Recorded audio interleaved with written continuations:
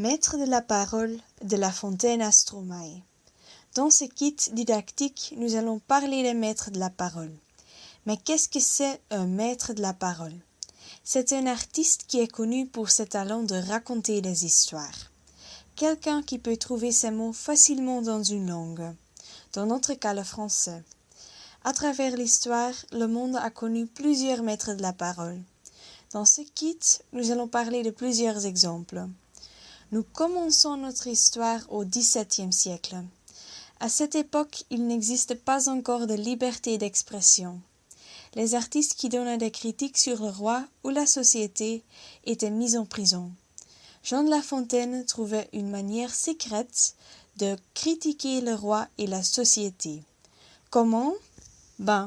Vous allez apprendre cela dans le kit. Du XVIIe siècle, nous passons au XVIIIe siècle. Cette époque est connue pour ses philosophes et ses grands penseurs. Vous avez peut-être déjà entendu parler de Voltaire. Il est surtout connu pour son devise. Je ne suis pas d'accord avec ce que vous dites, mais je me battrai jusqu'à la mort pour que vous ayez le droit de le dire. C'est grâce à lui que nous pouvons nous exprimer librement aujourd'hui.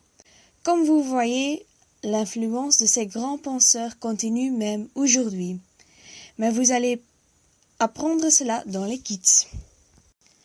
Après avoir parlé du XVIIIe siècle, nous allons parler du XIXe siècle.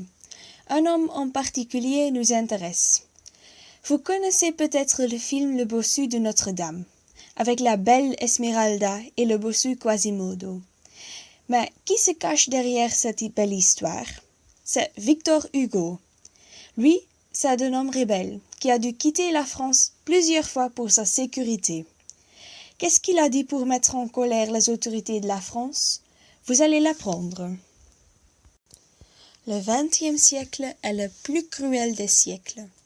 L'Europe a connu pas un, mais 2 guerres mondiales. Les images et les histoires des guerres sont très affreuses. Il est évident que beaucoup de gens essayent d'oublier cette période noire. Pourtant, un homme qui s'appelle Jacques Tardy a développé une obsession avec la guerre. Il a sa propre manière d'en parler. Vous allez bientôt faire connaissance avec lui. Nous ne pouvons pas oublier de parler des maîtres de la parole de notre siècle, le XXIe siècle. Vous avez sûrement entendu parler de Stromae ou ses chansons formidables Papa Outé, Cancer. Mais qui est cet homme et pourquoi est-il un maître de la parole? Vous allez voir. À bientôt dans notre kit.